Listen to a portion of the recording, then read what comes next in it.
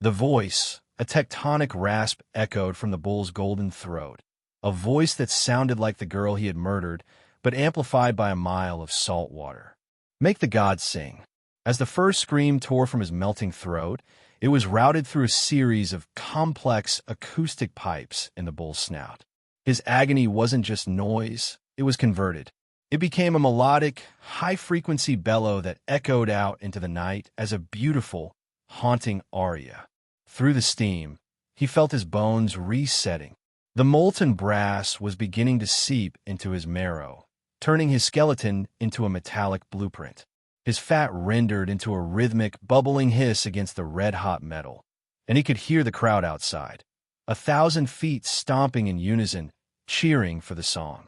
To them, he wasn't a man being liquidated. He was a liturgical instrument. "Sing for us," a voice roared, muffled by the thickness of the brass. "Sing the architecture of the deep." He gave one final, shattering bellow, his vocal cords charring into black ash as the molten metal finally surged upward, filling his mouth and sealing his throat with a heavy, golden weight. The music stopped. The song was capped. The roar of the crowd faded into a dull, underwater thrum. The searing red of the brass dimmed into a forensic gray.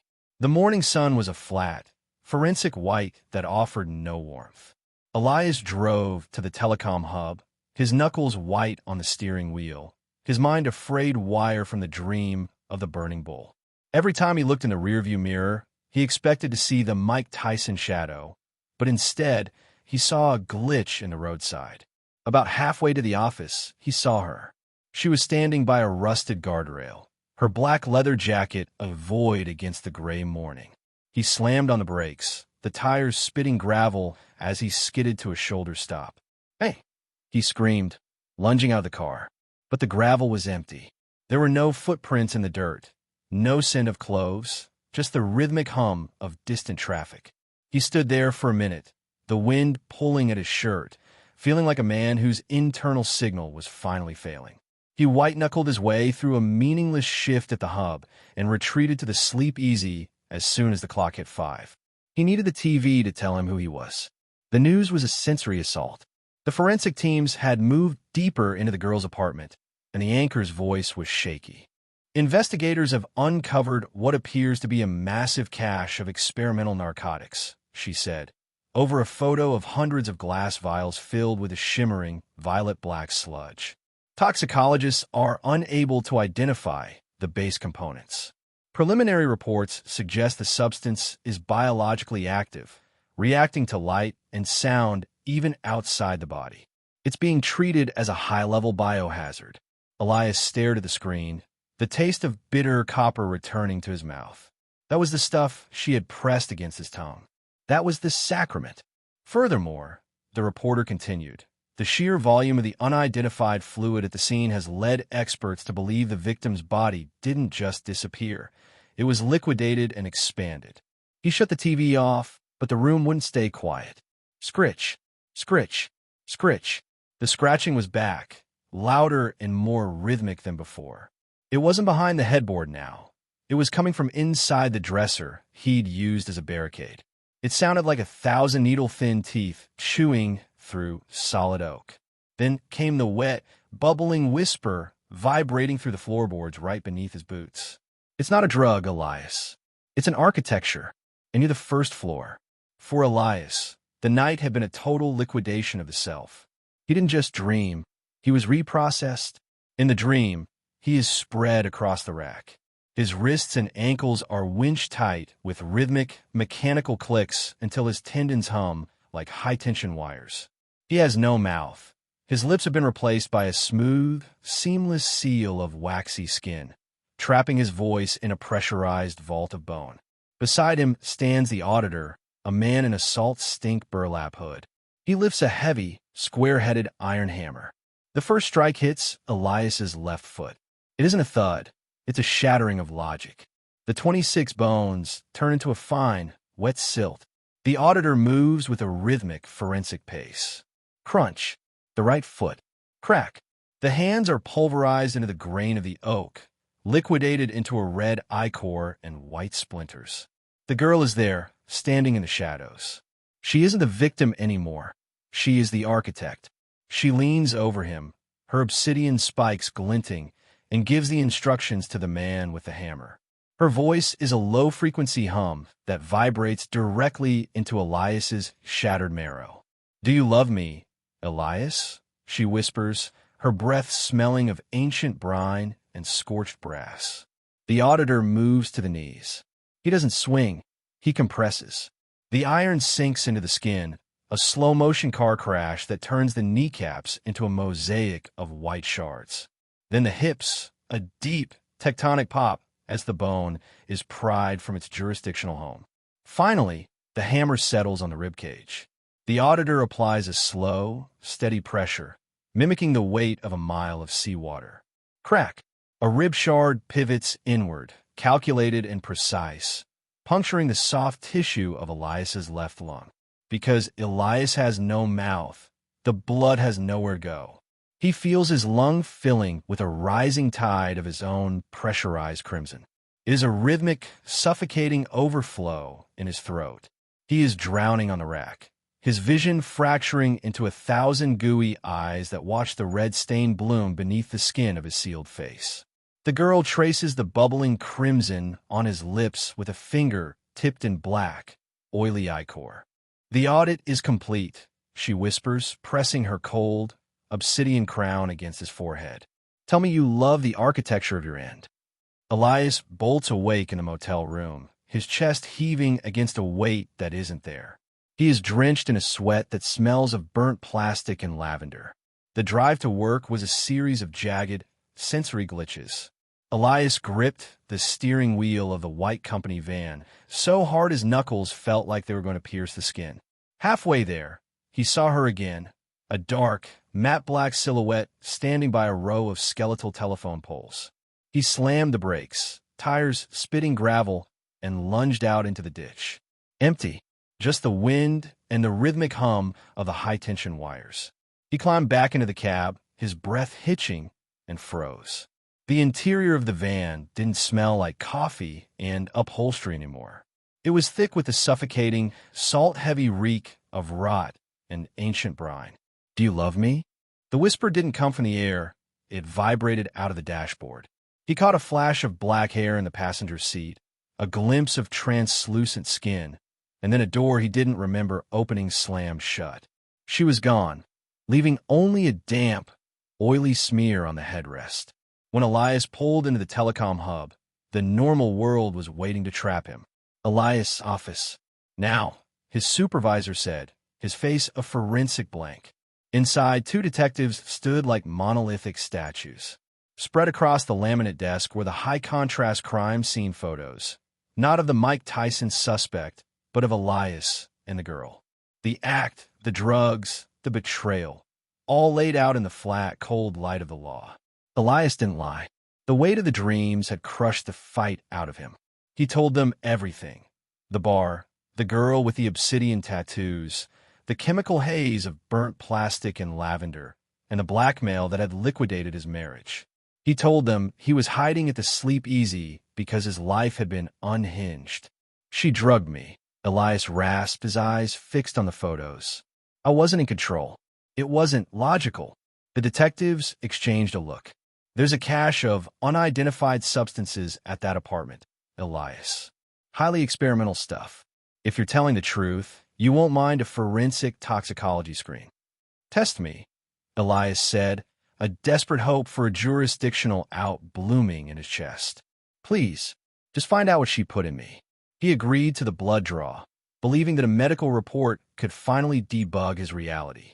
The waiting room was a sea of fluorescent gray and the rhythmic ticking of a wall clock that sounded like bone tapping on glass.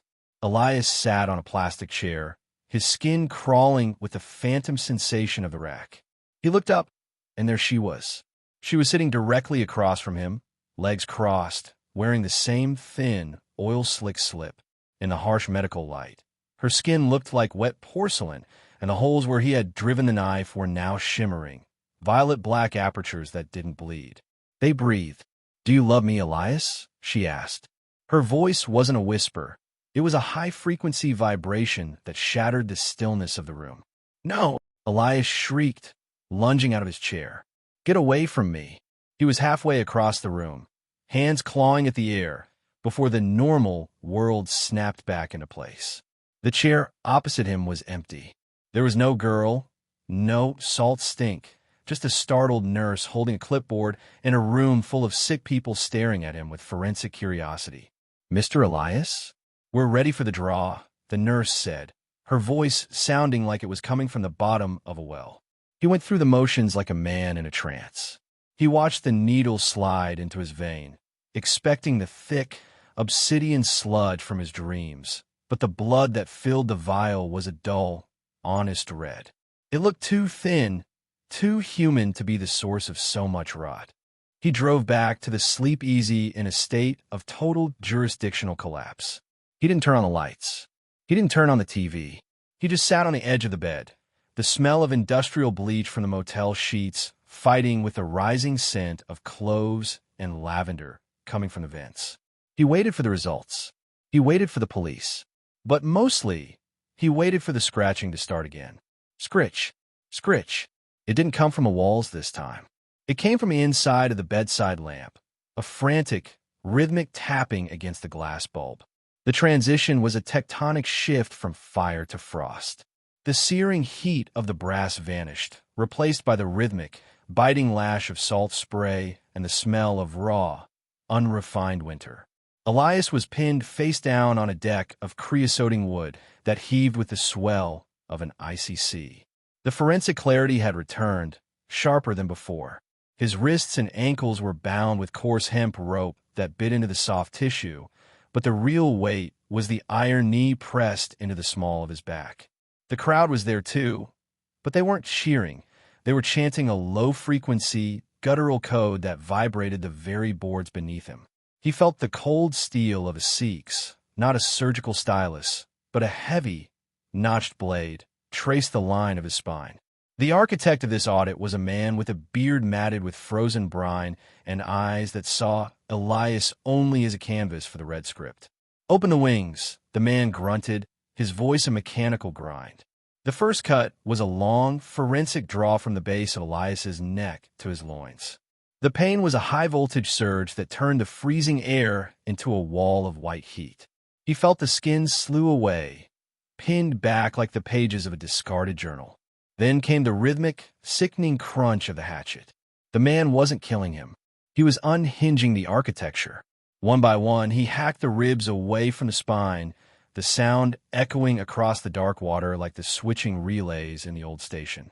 He didn't break them. He pivoted them outward, snapping the bone latches until the chest cavity was a yawning, red aperture. Elias tried to gasp, but his lungs were no longer inside the cage. He felt the man's calloused hands reach into the wet, steaming void of his torso. The man grabbed the lobes of his lungs and hauled them through the gaps in the ribs, draping them over Elias's shoulders like a mantle of bloody lace. Every time Elias twitched, the wings fluttered against the frost. The salt air hit the raw tissue, 1,000 needle-thin stings that rewrote his consciousness into a map of absolute agony. He was the blood eagle, a biological monument to a debt that could never be liquidated. Through the red-black tunnel of his vision, Elias saw the woman in the black crown standing on the prow of the ship. She wasn't watching the Vikings. She was watching the architecture of his breath, the rhythmic, wet expansion of his lungs against the winter air. "The audit is in the air now," she whispered.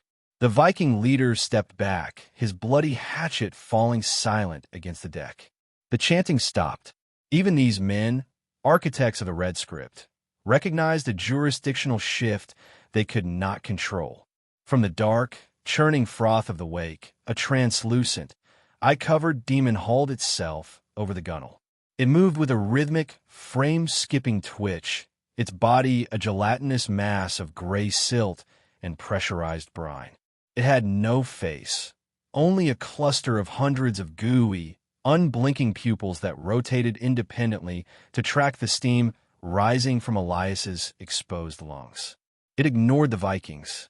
It crawled across the frost-slicked planks toward the ruins of his back. The demon's touch was not hot like the brass, nor cold like the iron. It was a forensic vacuum. As it draped its wet, translucent limbs over Elias's wings, the salt stink of the deep sea flooded his senses, drowning out the smell of his own gore.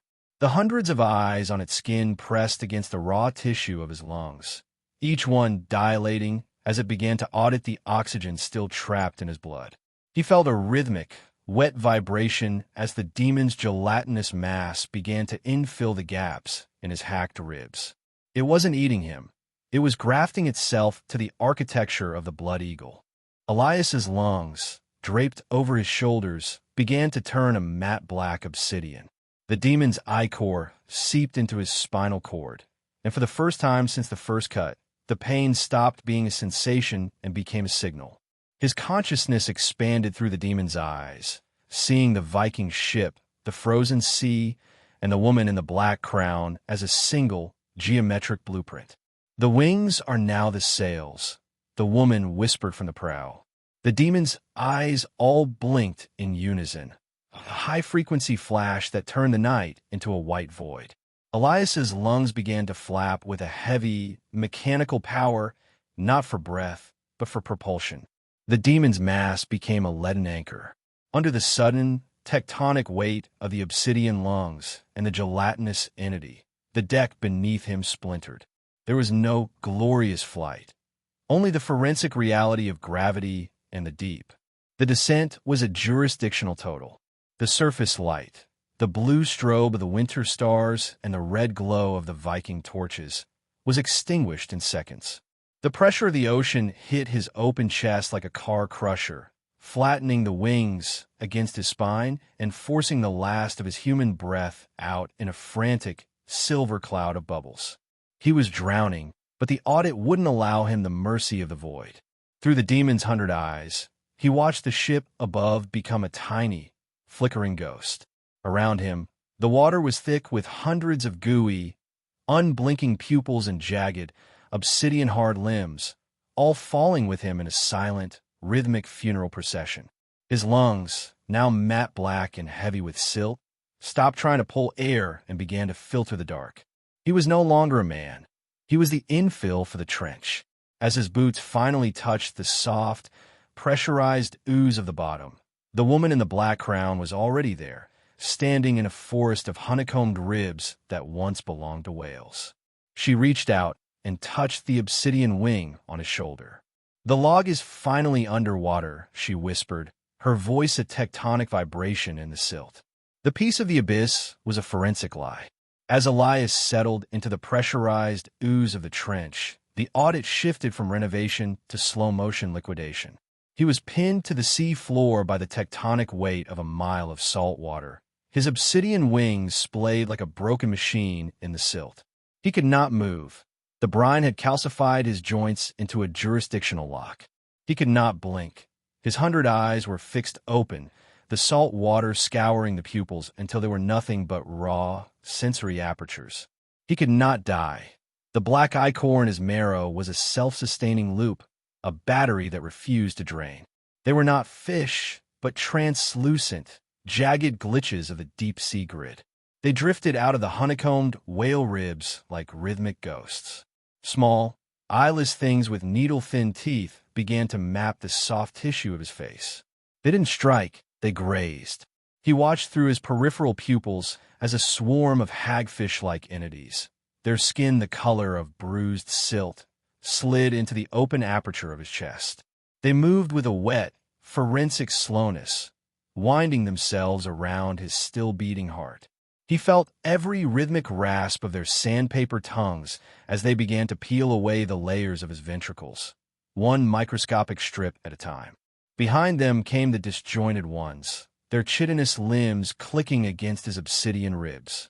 They used their serrated claws to harvest the marrow from his wings, a high-frequency vibration that echoed through his skull like a distant scream. Elias was a living reef of agony. Every time a piece of him was torn away, the black oil in his veins surged to refill the gap, knitting the flesh back together just enough for the next bite. It was a perfect, self-correcting cycle of consumption. The woman in the black crown stood over him, her obsidian spikes glowing with a faint, toxic bioluminescence. She wasn't stopping them. She was counting. "The debt is paid in millimeters," she whispered, her voice a tectonic thrum in the water. "The audit never ends as long as there is meat to measure." A massive, pale crab with hundreds of gooey eyes on its shell settled onto his forehead. It began to pick at his primary optic nerve with a delicate, mechanical precision. The transition was a tectonic snap. The crushing pressure of the abyss and the rasp of the sea scavengers vanished, replaced by the dry, airless heat of a stone dungeon. He was no longer a reef. He was a body again, stripped of his obsidian plates and reduced to the soft, inefficient meat of a man. Elias was standing on a street corner where the pavement felt like cooling wax. A woman in a black dress, fabric so dark it seemed to absorb the streetlights, was crouched over a heap of something gray and motionless. She moved with a jagged, insectoid grace, her shoulders hitching as she tore into the soft tissue of a pedestrian. As Elias approached, his boots making no sound on the waxen asphalt, she froze. She didn't turn her head. She pivoted her entire torso. When she looked up, her face was a forensic nightmare. Her mouth didn't stop at the corners. It split open from ear to ear in a wet, tearing sound, revealing rows of needle-thin teeth that vibrated like a hive of hornets. She didn't scream. She just waited for him to see the math of her hunger. Beep, beep, beep. Elias bolted upright, his heart hammering against his ribs like a trapped bird. The digital clock on the milk crate beside his mattress flashed 5:30 a.m. in a toxic red glow. He was in his apartment, a studio filled with gutted motherboards and half-finished soldering projects, but the dream's residue wouldn't wash off. It wasn't the usual scent of ozone and stale coffee. It was the thick, cloying stench of organic failure, the smell of a crawl space where something large had crawled in to die and liquefy. It was a rhythmic, heavy rot that seemed to be pulsing from the vents. He looked at his hands. His fingernails were stained with a dark, oily residue that smelled exactly like the woman's dress. The morning was a flat line. Elias spent 4 hours in the cab of the van, the engine idling with a rhythmic, wet rattle that vibrated through the floorboards. Rain smeared the windshield into a blurred field of gray static, turning the telephone poles into skeletal crosses against the horizon. This was the death of a career, sitting in a rusted bucket, waiting for a dispatcher who sounded like she was underwater to tell him to fix a line that no one used anymore. He spent the time tracing the patterns of raindrops, his mind automatically trying to map their descent into a fractal algorithm. The boredom wasn't just empty. It was heavy, a jurisdictional weight that pressed against his chest. Every time his eyes drifted shut, he saw a flash of black fabric, a row of needle-thin teeth. Elias checked his logbook. The signal was coming from the old switching station on Ecker Street, a building that had been condemned before he even learned to code. He didn't call it in. He just put the van in gear, the tires spitting gravel as he pulled away from the shoulder. He needed to know if the rot from his bedroom had found a home in the wires. When he arrived at the station, the brickwork was choked with ivy that looked like blackened veins. Standing by the rusted gate was a man Elias had never seen. A technician in an old-school Northern Telecom jumpsuit, but the logo was wrong. The font was jagged, the letters overlapping in a way that made Elias's eyes ache. The man was holding a heavy, analog copper tester, but he wasn't looking at the dials. He was looking at Elias. "You're late for the audit," the man said, his voice sounding like two stones grinding together. The man didn't wait for an answer. He turned on a heel and moved toward the heavy steel door of the station, his movement stiff, like a sequence of pre-programmed frames. Elias followed, his boots crunching over shattered glass and discarded syringes. The air inside the station didn't just smell like dust. It had that same cloying, organic rot from his bedroom. Only here it was concentrated, vibrating at a frequency that made his teeth ache. "The grid is leaking," the technician said, his back to Elias. He gestured with a copper tester toward a massive, floor-to-ceiling rack of switching relays. thousands of mechanical switches that should have been silent for decades. Instead, they were chattering. It was a frantic, rhythmic clicking like millions of insects trapped behind the metal. Elias stepped closer, his forensic mind already stripping away the grime to see the logic. The copper wires weren't green with oxidation. They were coated in a translucent, oily film, the same residue he'd seen under his fingernails that morning. The film was pulsing. Every time a relay clicked, the oil shivered, moving in a directed flow toward a central junction box at the back of the room. "This isn't a telecom failure," Elias whispered, his voice flat with a sudden, terrifying realization. "This is a bypass. It's a harvest," the technician corrected. He finally turned around. Up close, his skin looked like parchment stretched over a frame that wasn't quite human. He held out the copper tester.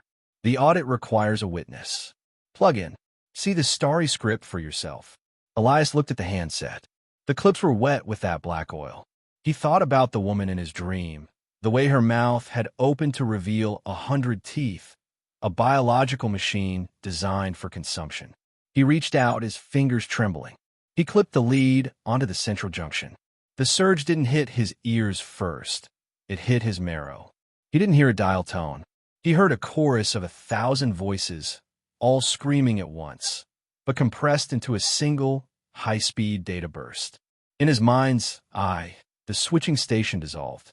He wasn't in a building anymore. He was standing on a street of wax, and the woman in black was standing right in front of him, her hand resting on the very wire he was holding.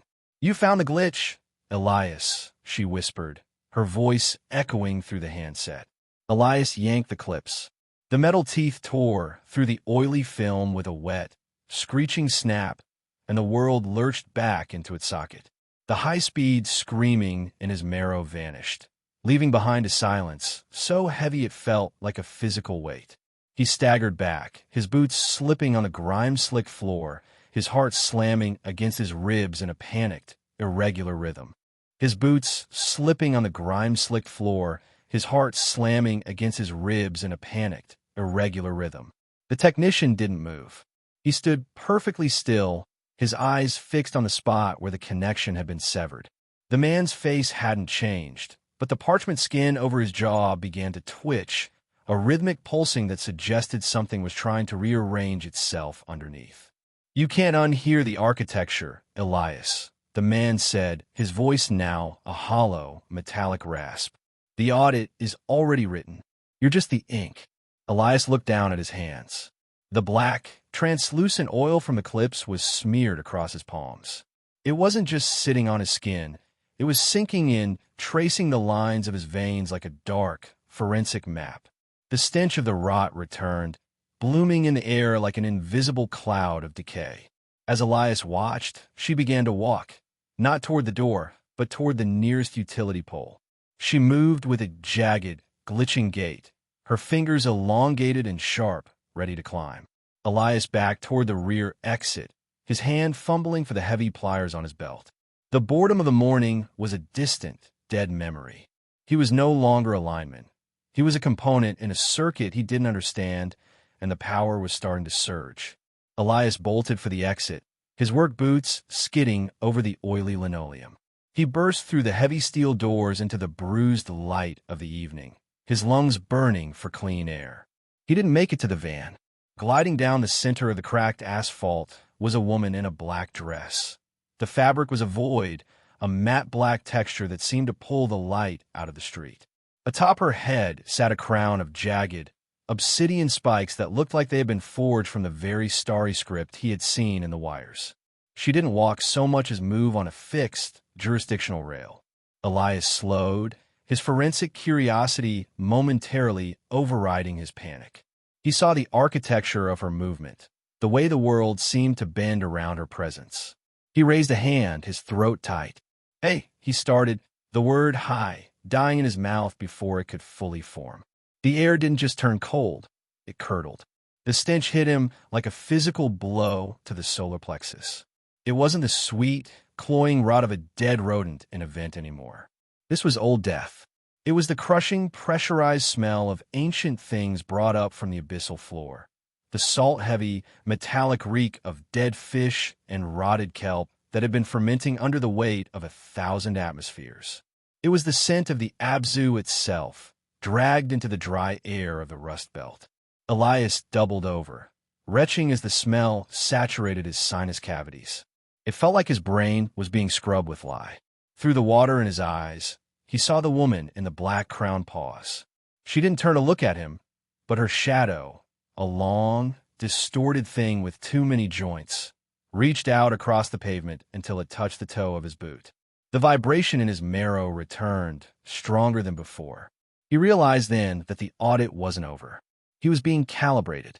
Elias sat in the cab, the engines idle a jagged, uneven thrum. He wiped his palms on his jeans, but the sensation of the oil wouldn't leave his skin.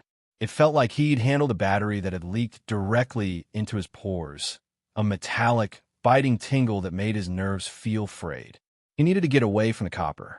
He looked out at the street, at the miles of sagging lines and rotting poles that spanned the horizon. They looked less like a network now and more like a web. He didn't go home. The thought of that apartment, the silent vents, the memory of the stench, made his stomach turn. Instead, he drove toward the outskirts of town, toward the abandoned quarry. It was a hole in the earth where the company had never bothered to run lines. No poles, no junction boxes, just limestone and dead air. He parked at the edge of the pit. The silence was absolute, a heavy, jurisdictional blanket that finally muffled the ringing in his ears. He leaned his head against the glass, closing his eyes, desperate for a reset. But as the silence deepened, he realized the smell hadn't stayed at the station. It was faint at first, then blooming, the reek of cold, pressurized salt and Dead Sea life. It wasn't coming from the air vents this time. It was coming from his own breath. Every time he exhaled, the cab of the van filled with the scent of the deep, black water. He reached for the door handle, but his hand froze. Pinned under the windshield wiper, right in front of his face, was a sopping wet piece of kelp, black and rubbery, vibrating against the glass as if something were still moving inside it. Elias reached for the wiper stalk, his heart hammering a jagged code against his ribs. The blades groaned as they dragged across the glass, shoving the black kelp aside. As the rubber cleared the view, the headlights caught the rest of the debris on the hood. They weren't stones or pieces of driftwood, for severed fingers lay scattered across the rusted white paint. They were bloated and gray, the skin translucent and wrinkled like they'd been submerged for decades. They looked less like human remains and more like something carved from wet soap. They didn't bleed. Instead, a thick, brine-scented ichor leaked from the stump ends, pooling in the grooves of the hood. Elias's breath came in ragged, salt stink hitches. He grabbed his cell phone, the one piece of tech he usually ignored in favor of the lines, and dialed 911. I'm at the old quarry, he stammered, his voice cracking. There are parts on my truck. Someone's been hurt. The dispatcher's voice was a flat, comforting contrast to the reek in the cab. Stay where you are, sir. Units are being dispatched. He sat in the vibrating silence, his eyes locked on the gray digits on the hood. They didn't move, but the salt smell was becoming suffocating, a heavy, atmospheric pressure that made the van's windows fog from the inside. When the cruiser finally pulled up, the flashing blue and red strobes turned the quarry into a rhythmic, forensic nightmare. A veteran officer, a man with a face like a crumpled road map named Miller, stepped out and crunched over the gravel. He shined a heavy mag light onto the hood of the van. Jesus, Miller muttered, the light dancing over the bloated flesh. He didn't pull his weapon. He pulled a pin to poke at one of the fingers. Look at the pruning on these, Elias. These aren't fresh. They're waterlogged, like they've been sitting at the bottom of the lake since the dam station opened. There is no lake for 50 miles, Miller, Elias whispered, leaning out the window. Miller squinted, leaning in closer with the light. That's the thing. They're not just wet. They're covered in deep-sea barnacles. Small ones, like they've been under a mile of salt water. As Miller spoke, one of the fingers, the index, twitching with a slow, mechanical rhythm, its tip pointing directly at the quarry floor where a dark, wet patch was beginning to spread through the dust. The woman in the black crown, Elias rasped, the words feeling like sandpaper in his salt-scorched throat. Miller, I saw her. She's moving through the lines, she. Easy, Elias, Miller said, his boots crunching toward that spreading, oily stain in the quarry dust. You've had a long shift. Let's just. The air didn't just turn cold, it vanished. The stench of the deep sea exploded around them, a wall of pressurized rot and ancient, brine-soaked decay that hit with the force of a physical wave. Miller choked, his mag light dropping into the dirt. From the absolute dark behind the cruiser, she emerged. The woman in the black dress moved like a glitch in the film, a jagged, frame-skipping blur. The obsidian spikes of her crown caught the blue strobe of the police lights, shimmering like wet coal. Before Miller could even reach for his holster, she was on him. She didn't use a weapon. She used the math of her hunger. Her mouth split, that ear-to-ear tear Elias had seen in the dream, and a swarm of needle-thin teeth clamped onto Miller's throat. There was no scream, only the wet, forensic sound of high-pressure hydraulics crushing bone. The officer's body went limp, his life being liquidated into the black void of her dress. The stench was unbearable now, the smell of 1,000 shipwrecks, of things that have never seen the sun. The woman dropped Miller's mangled remains into the dust and slowly pivoted her torso toward the van. Her face was a mask of pale, translucent skin, her eyes like sunken pits of ink. She didn't move toward him. She just watched, her jaw unhinged, a thick, black ichor dripping from her chin onto the quarry floor. Elias didn't think. He didn't breathe. He slammed the van into reverse, the tires spitting limestone and gravel as he tore away from the carnage. Through the rearview mirror, he saw her standing over the dead cop, the blue and red lights flashing rhythmically across her black crown. He floored it, the van screaming as it hit the main road, the scent of the deep sea still clinging to his hair, his clothes, his very pores. He was a man out of time, being hunted by a ghost made of salt and teeth.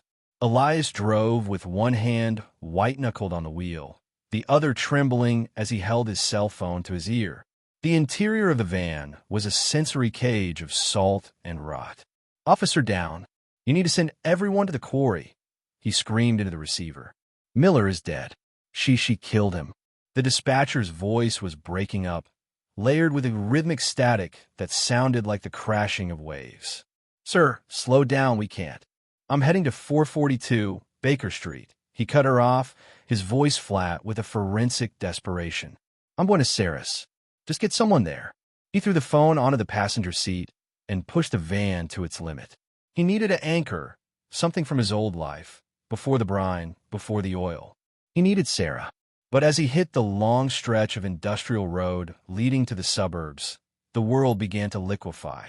In the high beams, the ditch alongside the road wasn't filled with weeds and trash. Instead, massive, translucent blobs of gray matter were heaving themselves out of the storm drains. They looked like deep-sea gelatin, wet and quivering, their surfaces covered in hundreds of gooey, unblinking eyes that tracked the van with mechanical precision. As he roared past, the blobs rippled, opening jagged, vertical slits filled with those same needle-thin teeth. They weren't just watching him. They were lining the route, a jurisdictional blockade of biological sensors. They were silent, but the stench they emitted, the smell of a fish market left to rot in the sun, was so thick it felt like driving through soup. He swerved to avoid a mass that had drifted onto the asphalt, the van's tires kicking up a spray of black, viscous slime. The audit wasn't just a signal anymore. The deep was rising to meet him. He screeched into Sarah's driveway, the engine ticking like a dying heart. He looked at the front door of the quiet suburban house, then back at the road.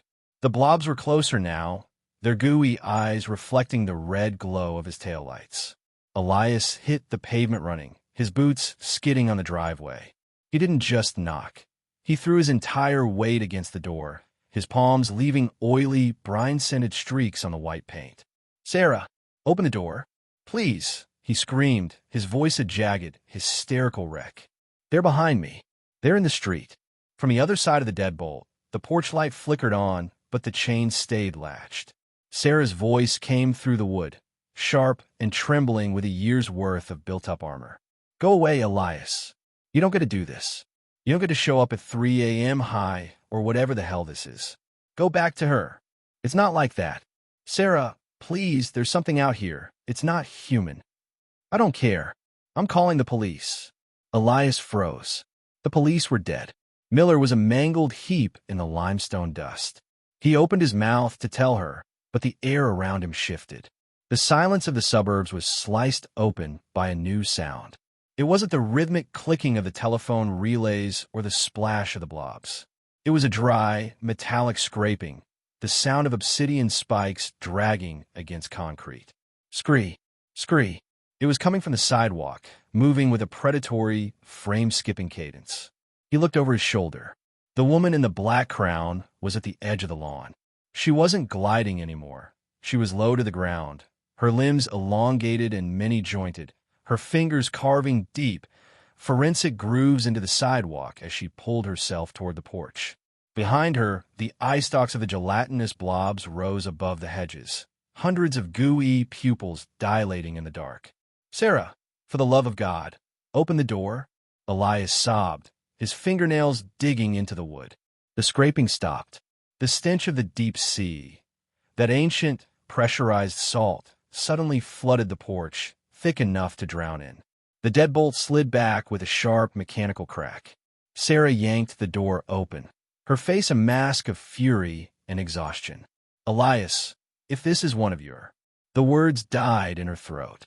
Behind Elias, the suburban lawn had been replaced by a forensic nightmare. The creatures, gray, bloated things that looked like they had been dredged from a lightless trench, were dragging themselves across the grass. Their skin was translucent and slick with that ancient, pressurized brine, their movements a rhythmic, hitching crawl that defied normal anatomy. The stench of the deep sea rolled off them in waves, a suffocating wall of salt and old death. Sarah didn't scream. Her shock hit a tripwire and turned into survival instinct. She reached out, grabbed the collar of Elias's brine-soaked jacket, and hauled him into the entryway. She slammed the door, throwing the deadbolt and the chain in one fluid motion. Get in the kitchen, she hissed, her voice sharp as a razor. She didn't reach for a phone or a weapon. She lunged for the pantry and grabbed 2 heavy, industrial-sized cylinders of Morton salt. Elias watched, his mind a fractured mess of code and teeth, as she moved with terrifying precision. She knelt at the door, her hands steady as she poured a thick, unbroken line of white crystals across the threshold. The salt, Elias gasped, his lungs still burning from the deep-sea reek. Sarah, what are you doing? Closing the circuit, she snapped. She sprinted through the living room, pouring salt into the tracks of every window frame. The scraping on the outside of the house grew louder, the sound of obsidian fingernails searching for a gap in the architecture. The woman in the black crown was out there, her presence a heavy, atmospheric weight pressing against the glass. Sarah returned to the center of the room and grabbed Elias by the arm, pulling him onto the hardwood floor. She moved in a rapid, concentric path, dumping the rest of the salt in a perfect, jagged circle around them both. Only then did she reach for the shelf behind her. She didn't grab the occult paperbacks Elias usually hunted. She grabbed a few leather-bound journals with no titles on the spines, books Elias had never seen during their time together. You think you're the only one who noticed the leak in the grid? She whispered, her eyes tracking the movement of a shadow passing the window. You were fixing the lines, Elias. I was reading the logs. Outside, something heavy slammed against the front door. The wood groaned, but the line of salt on the floor began to glow with a faint, forensic blue light, a rhythmic pulse that pushed the stench of the rot back toward the walls. As Sarah opened the first book, her finger traced a diagram that looked like a wiring map for a world that shouldn't exist. They aren't just hungry, she said, her voice dropping to a low, melodic hum. They're auditing the debt. And you brought the ledger right to my porch. The scratching intensified, a frantic, forensic picking at the siding of the house. From the other side of the walls came the voices, thin, reedy cries that sounded like wind whistling through a rusted pipe. They weren't calling names. They were wailing a rhythmic, discordant frequency that vibrated the marrow in Elias's bones. "Where did you find them, Elias?" Sarah hissed, her hands white-knuckled around the edges of the journal. "This kind of rot doesn't just wake up. You tripped a wire. What happened?" "It started with a dream," Elias rasped, his eyes fixed on the blue glow of the salt line. "A woman in a black dress eating people in the street. A mouth full of needle teeth. Then I woke up and the room smelled like it does now. I went to the station. I touched the oil on the lines, Sarah. I saw the architecture of the harvest." Sarah shook her head, her face pale. "A dream? That's not a leak. That's an invitation. I've been tracking the data drops for months, but I didn't know they could bridge through a conscious mind." Suddenly, the night outside was sliced open by the rhythmic wail of sirens. Blue and red lights began to pulse against the curtains, casting jagged shadows of the things on the lawn onto the living room walls. The sirens didn't fade or pull into the driveway. They just stopped. There was no sound of car doors opening. No police. "Open up." No radio chatter. Just the sudden, vacuum-sealed silence of a scene that had been neutralized. The scratching on the walls ceased. The wailing voices cut to zero. "They're here," Elias whispered, his voice flat with terror. "The police?" Sarah asked, though she already knew the answer. "No," Elias said, pointing toward the front door. Through the gap at the bottom, the blue and red lights were still flashing, but they were being blocked by a massive, elongated shadow. "The audit is being finalized." A heavy, wet thud hit the door, followed by the sound of a radio handset clicking open. From the porch, Miller's voice, distorted, gargled, and dripping with the sound of salt water, spoke through the wood. "Elias? Sarah? We've arrived to collect the biological remains. Please, break the line. We need to clear the log." The sirens died, leaving a silence so absolute it felt like the air had been vacuum-packed. The scratching, the wailing, the rhythmic thudding, all of it vanished. The blue and red strobes continued to pulse against the curtains, but the predatory energy outside had shifted from a hunt to a crime scene. "Stay in the circle," Sarah hissed, but the forensic pull was too strong. Elias stepped over the salt, his boots feeling heavy, and cracked the door. He expected the gray, bloated things or the gargled remains of Miller. Instead, the lawn was empty. The sirens belonged to 3 cruisers parked at jagged angles in the street, their headlights cutting through the suburban gloom. Standing in the center of the driveway, illuminated by the high-frequency flicker of the police lights, was the woman in black. "That's her," Elias screamed, his voice tearing through the quiet. "She killed Miller. She's the one from the station."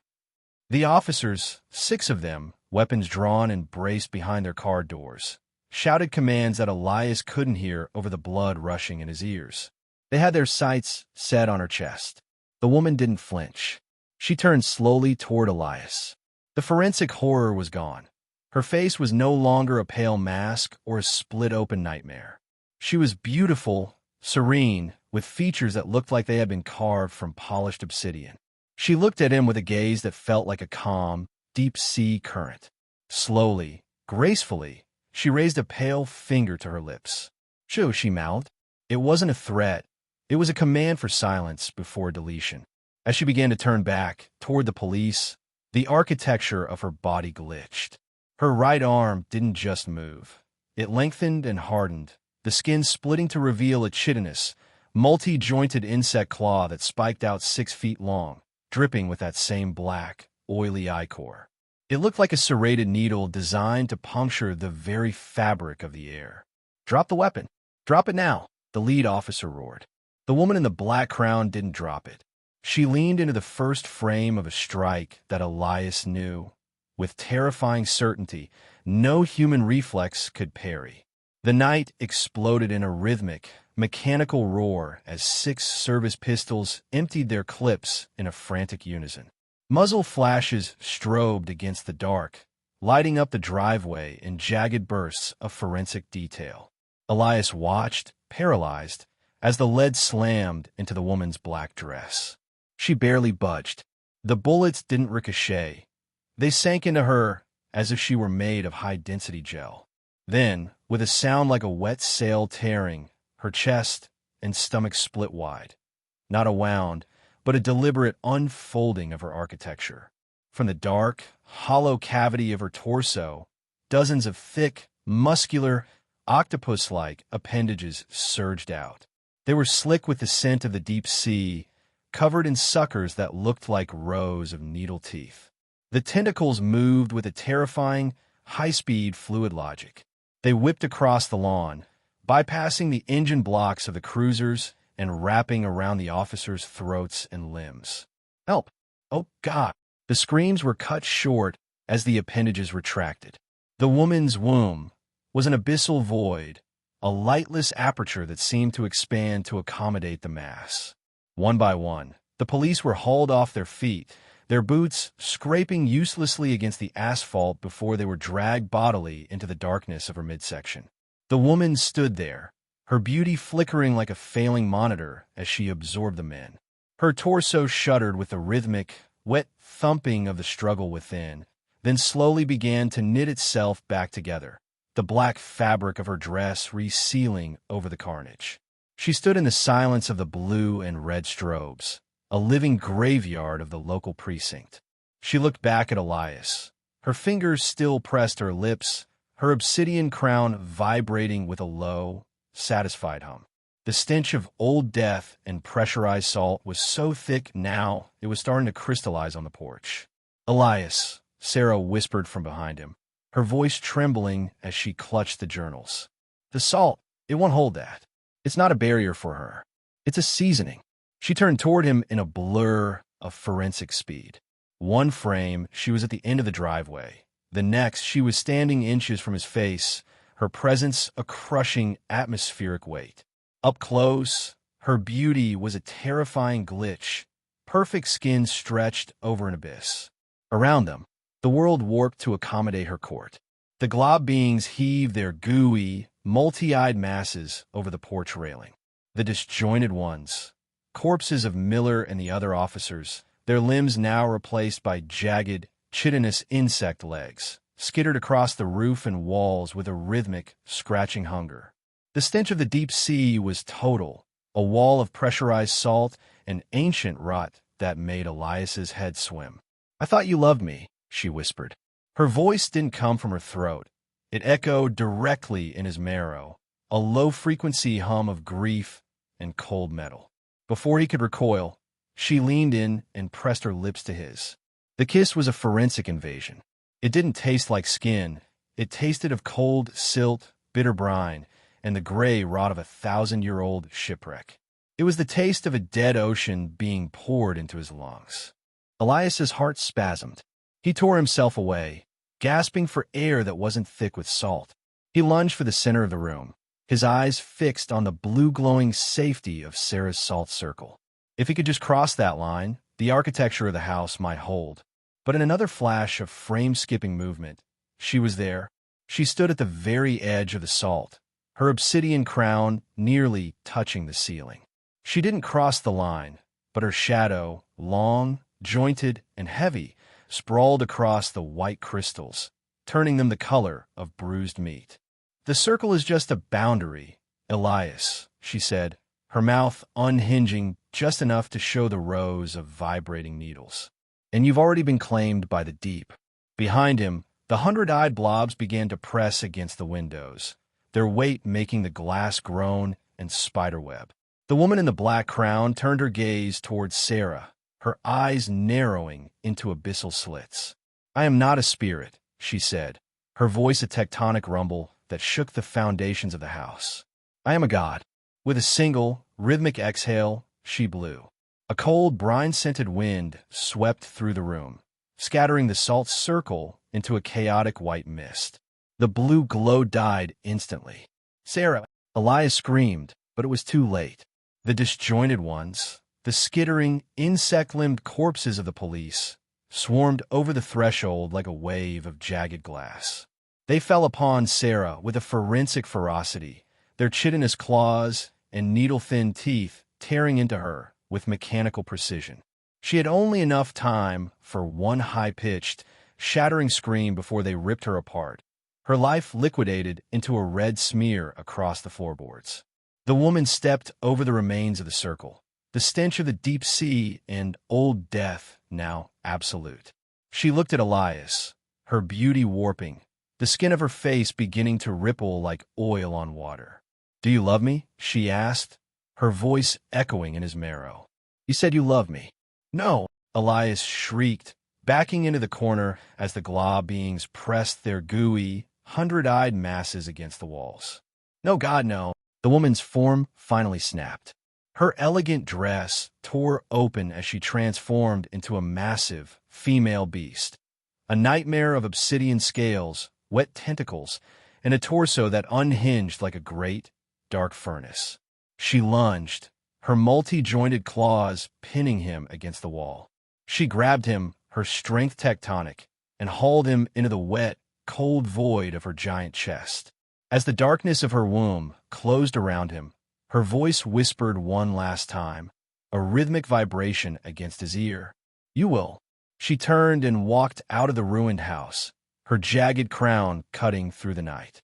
Elias's screams faded into the distance as the creatures followed her, a funeral procession of the deep, disappearing into the dark, salt-stained horizon.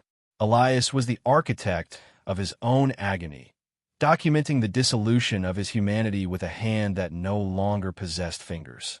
His skin, that soft, inefficient parchment, was being flayed from inside out by a skeletal structure that rejected the curve for the angle. The first snap was his radius. It didn't just break, it detonated, the white shards of bone piercing through his forearm and rearranging themselves into a serrated, obsidian-hard claw. There was no blood, only a thick, black, pressurized brine that reeked of abyssal salt and the rot of 1,000 shipwrecks. It sprayed across his desk in rhythmic pulses, hissing as it ate through the wood. His chest was a ruin. He watched with a detached, clinical horror as his ribs unhinged like the legs of an insect, the sternum splitting in a wet, tearing sound to reveal a yawning void of matte black plates. Within that cavity, 100 needle-thin teeth had begun to vibrate at a frequency that liquefied his internal organs. He could feel his lungs being ground into a gray, oxygenated silt, fed into the gear teeth of a new machine growing in his center. The pain was a jurisdictional total. It was not a sensation. It was a rewriting of his nerves into high-voltage wires. His eyes had long since burst, the vitreous fluid boiling away to make room for the hundreds of gooey, unblinking pupils that were now pushing through the skin of his cheeks, his neck, and his forehead. He saw the world as a map of structural weaknesses, a forensic blueprint of meat waiting to be audited. He tried to scream, but his vocal cords had been replaced by a vibrating rod of chitin. The sound that emerged was a discordant, mechanical grind. He was no longer a man. He was a half-finished renovation, a biological glitch being poured into a mold of obsidian and teeth. The floorboards beneath Elias were honeycombing, the black oil rising to meet his melting flesh. His legs were snapping backward now, the femur shards interlocking with the floor. He was becoming the infill for a god's foundation. The last of his human thoughts was a forensic observation. The heart was the most difficult part to liquidate. He could feel it now. The gear teeth had finally reached it. The darkness didn't bring the void. It brought a forensic clarity. His vision didn't fail, it multiplied. As the ink-black ichor flooded his sockets, the piece he craved was ripped away, replaced by 1,000 jagged windows into a new, sensory hell. He didn't just lose his sight. He became the observer of his own butchery. One eye opened on his shoulder, staring back at the wet, white gleam of his own collarbone as it was snapped and rotated by an invisible internal winch. Another pupil, gooey and raw, sprouted from the roof of his mouth, forcing him to watch as his tongue was harvested, shredded into gray, salt-stink ribbons by the vibrating gear teeth of his new throat. The torture was in the detail. He felt a rhythmic, agonizing pulse in his lower back. An eye burst through the skin of his spine, aimed downward. He was forced to watch as his legs were stripped of their muscle, the red meat sloughing off like wet paper to reveal the obsidian tripod limbs growing underneath. The piece was a lie. His consciousness had been fragmented, partitioned into each new organ, so that he felt the white-hot friction of every unfolding plate. "Stop!" his mind shrieked, but the word was processed by 1,000 unblinking pupils and spat back as a mechanical hum. Now an eye had opened inside his chest cavity. He was forced to look at his own heart. It was suspended in a web of black, oily filaments. Each time it beat, a serrated bone needle pierced the ventricle, drawing out a rhythmic spray of crimson to lubricate the gears of the renovation. It wasn't killing him. It was keeping him alive to witness his debts. The salt stink was inside his brain now. He could see the neurons being rewired into a geometric grid of cold, hard logic. He was being stretched across the architecture of the room, his nerves becoming the copper wiring, his skin becoming the wallpaper. Wait, something was moving in the corner of his 100th eye. A shadow with a black crown was leaning over him. She wasn't there to save him. She was holding a surgical stylus made of frozen brine, and she was looking for the one part of him that was still soft. She leaned over the wreckage of his face, the obsidian crown casting a shadow that felt like a physical weight. The stylus of frozen brine was a jagged, translucent needle, humming with the rhythmic frequency of the deep. She didn't aim for his throat or his heart. She knew the map. She knew the one terminal nerve, the ancient, high-frequency line that carried the very concept of self. She pressed the tip into the base of Elias's skull. The scream wasn't sound. It was a forensic explosion within his nervous system. As the brine pierced the nerve, his consciousness wasn't extinguished. It was shattered and forced through the needle like pressurized data.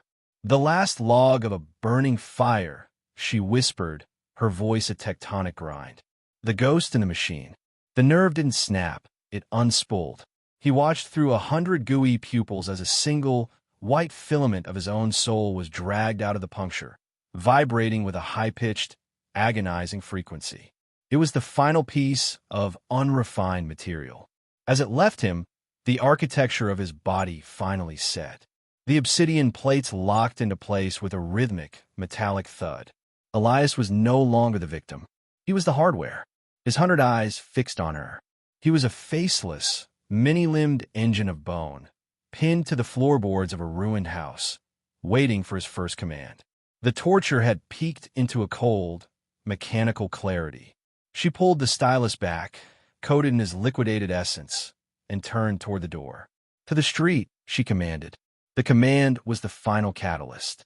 Elias attempted to rise, his new obsidian joints clicking with a rhythmic, forensic precision, but the woman in the black crown was not finished with the deconstruction.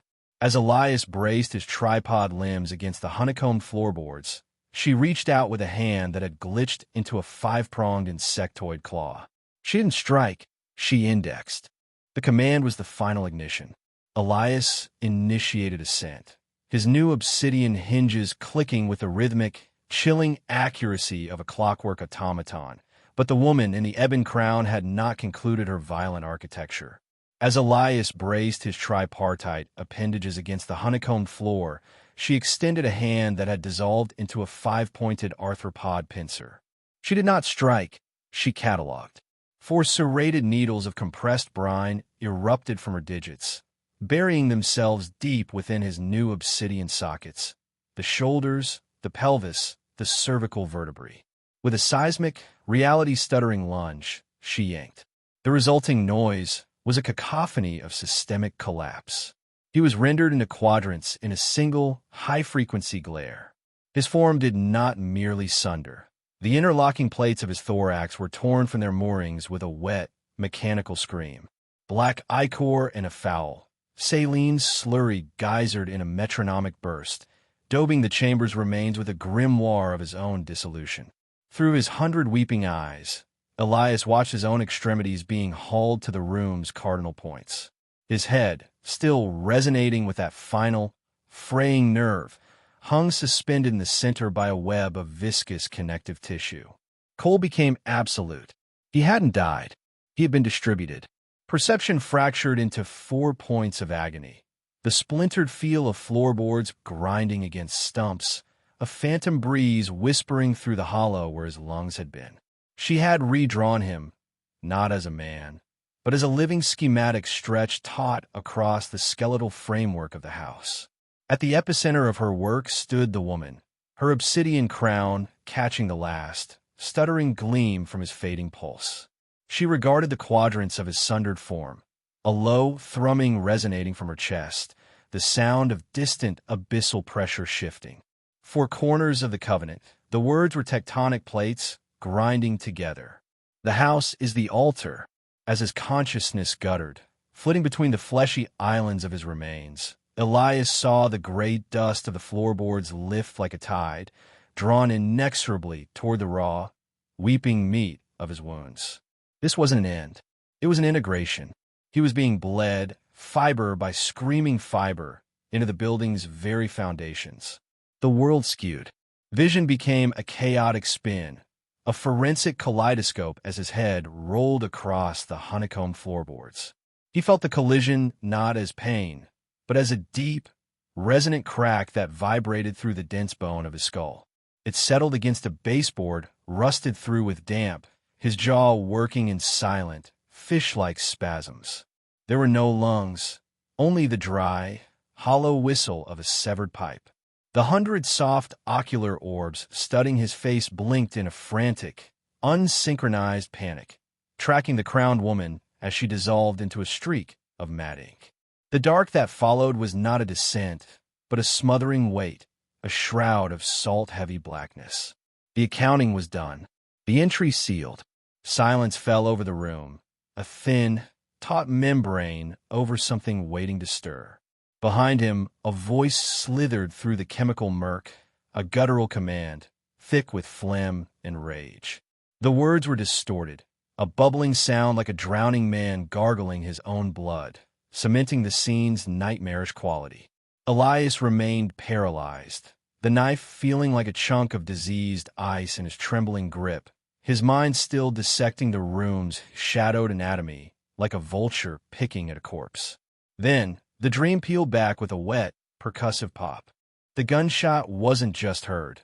It was a physical invasion, a serrated spike driven deep into his bones. He felt the projectile tear into his back, a flash of incandescent agony that vaporized his scapula into a shower of bone shrapnel. The impact was seismic, a brutal assertion of force that sent his body sprawling forward as if yanked by invisible chains. The knife hit the floor with a sticky, metallic splat, skittering in a spreading pool of something dark. Elias collapsed, his knees cracking against the wood, his vision dissolving into a kaleidoscope of screaming colors as the drugged fog was scoured away by the sheer, unadulterated torment. As his consciousness surfaced from the depths, the rune's true face was revealed. Not a temple of shadows, but a slaughterhouse. A fine, arterial spray had written its story in glistening crimson across the walls, a chaotic calligraphy of violence that dripped and pooled around him. He looked down, each breath a ragged gulp of air thick with the iron tang of his own blood. And he saw her. Sarah was a grotesque tableau, her face frozen in a silent scream, her wedding dress no longer white but a sodden, ragged thing saturated with gore, clinging to her like a second skin. All around him, the salt lay crushed to powder, its sacred circles broken, its protective lines smeared into the floorboards with a paste of blood and tissue, a failed barrier against the tide of his own unraveling.